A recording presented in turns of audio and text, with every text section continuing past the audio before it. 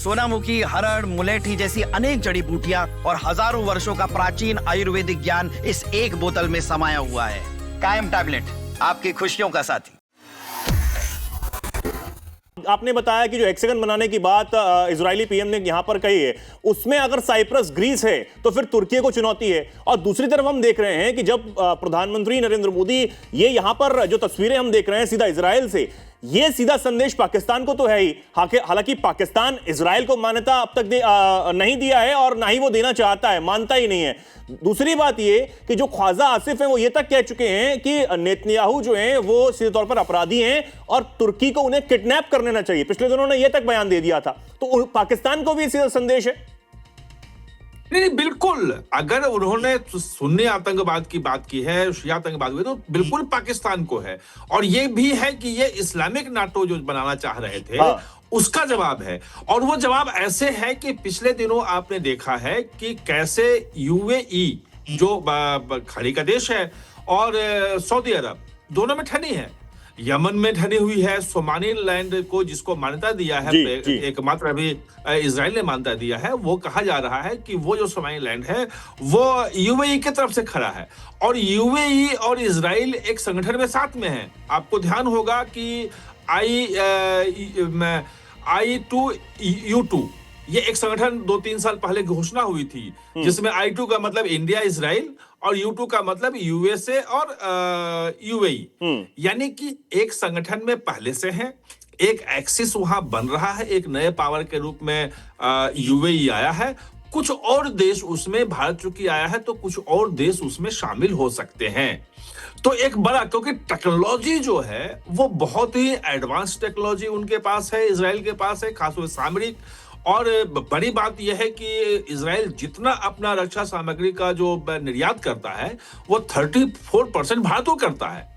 और जो ऑपरेशन सिंदूर था उसमें जो इजरायली हथियार थे वो सटीकता में बहुत सही साबित हुए थे, हमलों में बहुत काम आए थे। और एक जो इस बार जो बड़ी चीज आ रही है सामने, वो आ रही है आयरन जो बीम है, जो एक आयरन डोम उनका है पहले से, जो सुरक्षा घेरा तैयार करता है तेल अवीव पे और तमाम सामरिक ठिकानों पे, कि कोई भी अगर मिसाइल से हमला करे तो आयरन डोम में उस मिसाइल जो लगे होते हैं उनको नष्ट कर देता है। एक अब उन्होंने लेजर बेस्ड उन्होंने आयरन बीम तैयार किया है। वैसे आपको बता दूं कि भारत भी उसमें लेजर जो गाइडेड मिसाइल है, लेजर विपन जो है वो भारत भी कर चुका है। लेकिन भारत के पास क्षमता अभी जो है 30 मेगावाट का है। और 30 मेगावाट का मतलब यह है कि ड्रोन वगैरह आएगा तो वो उसको ढूंढ के लेजर से आप मार गिरा सकते हो। जो इजराइल के पास है वो लगभग 1.5 लाख मेगावाट का है। 1.5 लाख मेगावाट का मतलब यह है कि बड़े बड़े जहाज जो हैं, अगर उससे भी हमला कोई होता है लड़ाकू जहाज से, तो उसको भी वो मार गिरा सकता है। और खर्च कितना आएगा? लोग कहते हैं कि भाई 1.5 लीटर पेट्रोल या 2 लीटर पेट्रोल के बराबर खर्च आएगा। यानी कि 200 रुपए में आप 200-400 करोड़ के मिसाइल या 1000 करोड़ के जहाज, जो लड़ाकू जहाज होते हैं, उनको आप मार गिरा सकते हो। यह बड़ा क्रांतिकारी चेंज है। और भारत में आपको ध्यान होगा प्रधानमंत्री ने घोषणा की थी लाल किले से ही 15 अगस्त को कि जितने तमाम बड़े शहर हैं और ठिकाने हैं उसको सुदर्शन चक्र से जो है वो सुरक्षित किया जाएगा। तो इसमें आयरन बीम जो उनका है वो बहुत ही महत्वपूर्ण भूमिका निभा सकता है। बड़े लेवल पे देखेंगे तो आपके पास जो है S-400 है, जिसकी महत्वपूर्ण भूमिका रही है ऑपरेशन सिंदूर में। जो S-400 की जो 2 और जो यूनिट हैं वो इस साल आने की बात हो रही है, भारत में आ जाएगा।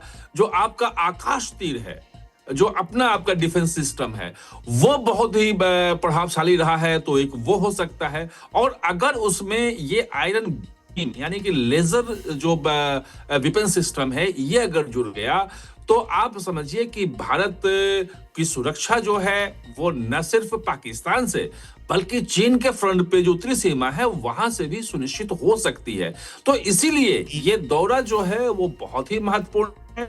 जियोपॉलिटिकल जो अभी सिचुएशन जी। है उसमें जो कहा जाता है कि ग्लोबल ऑर्डर बदल रहा है पूरी दुनिया का, तो पूरी दुनिया का जो ग्लोबल ऑर्डर बदल रहा है वो ग्लोबल ऑर्डर किस रूप में शेप लेगा, उसको रीशेपिंग में ये दौरा बहुत महत्वपूर्ण साबित हो सकता सर है। अगर और इसकी होगा। टाइमिंग को और हम विस्तार से जानने की कोशिश करें आपसे, क्योंकि खबरें यही चल रही थी कि इस साल जो है वो बेंजामिन नेतन्याहू भारत आ सकते हैं। कई बार जो बातचीत प्रधानमंत्री नरेंद्र मोदी से उनकी हुई फोन पर, उसके बाद भी कई खबरें ये चली कि खुद इजरायली पीएम भारत आएंगे। लेकिन कुछ समय पहले ही ये खबरें आई कि मोदी जी जो है वो वहां पर जा रहे हैं। अब प्रधानमंत्री मोदी पहुंच भी गए हैं। ये कैसे पलटा? और सबसे बड़ी बात यह है सर, ये ऐसे समय में तस्वीरें सामने आ रही हैं, ऐतिहासिक तस्वीरें हैं 9 साल बाद, जब अमेरिका तैयारी कर रहा है ईरान पर अटैक की। तो क्या ये तेहरान को भी कोई संदेश है क्या?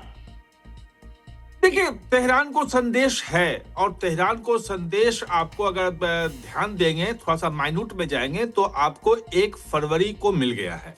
1 फरवरी का मतलब कि जिस दिन भारत ने बजट पेश किया था, तो चाबहार पोर्ट जो है उस पे जो भारत निवेश कर रहा था, पिछले बार बजट में भी 400 करोड़ रखे गए थे उसके लिए, चाबहार पोर्ट के अलग से रखे गए थे। इस बार 0 पहुंच गया है वो। यानी कि ईरान में जो इन्वेस्टमेंट है उससे भारत अपने आप को अलग कर रहा है। आप अमेरिका दबाव कह लें, इजराइल दबाव कह लें, नए एक्सिस बन रहा है वो कह लें, वो तमाम चीजें उसमें शामिल हो सकती है, लेकिन वो एक नया जो रीअलाइनमेंट हो रहा है उसका वो संकेत है। लेकिन इसका मतलब ये नहीं कि ईरान को भारत छोड़ देगा, क्योंकि ईरान को अगर देख लें तो जो मध्य एशिया के देश हैं वहां पे पहुंच के लिए, अफगानिस्तान के पहुंच के लिए वो बहुत महत्वपूर्ण है। और वहां पे पता नहीं क्या होगा, क्योंकि कभी भी अमेरिका का हमला हो सकता है। वहां फिर से प्रदर्शन शुरू हो गए हैं, कुछ यूनिवर्सिटीज में नए सिरे से सत्ता विरोधी प्रदर्शन शुरू हुए हैं। तो अगर रिजीम चेंज होता है, सैंक्शन हटता है, कुछ होता है, तो भारत अपनी जो वहां पे अभी तक जो डेप्थ है, जो चीजें हासिल की हैं, वो खोना नहीं चाहेगा। तो ईरान से दूरी तो है निश्चित रूप से, क्योंकि ईरान इजराइल बहुत करीब आ रहा है धीरे धीरे भारत के। अमेरिका जो है वो भारत को छोड़ना नहीं चाह रहा है, और जो जियोपॉलिटिकल सिचुएशन बन रहा है उसमें भारत भी अपने आप को हर तरफ से मजबूत कर रहा है। लेकिन हाँ, इस मामले में एक चीज और दर्शकों को बताना जरूरी है कि इसका मतलब ये नहीं है कि हम अमेरिका के सामने सरेंडर कर रहे हैं। भारत सरेंडर नहीं कर रहा है। दरअसल आप देखेंगे कि भारत जो है वो पहले जो रीजनल या कुछ गुट के लोग जो करते थे, जो ट्रेड समझौता करते थे कि एशिया के देश ने ट्रेड समझौता कर लिया, को कहीं किया, भारत 1 to 1 सभी देशों से अपने अपने रिलेशन बना रहा है। जी। जो यूरोपियन यूनियन है वो उसके साथ बिल्कुल अलग 1 to 1 है, उसका किसी के साथ नहीं है। फ्रांस के साथ अलग समझौता है, जर्मनी के साथ है, ब्रिटेन के साथ है। बाकी जो देश अभी जो आप देखेंगे एआई समिट में आए थे, वो 3-4 देशों के छोटे छोटे देश हैं से अलग से प्रधानमंत्री ने बातचीत की। इजराइल भले I2U2 में हो या अमेरिका के साथ हो, वो अलग 1 to 1 वहां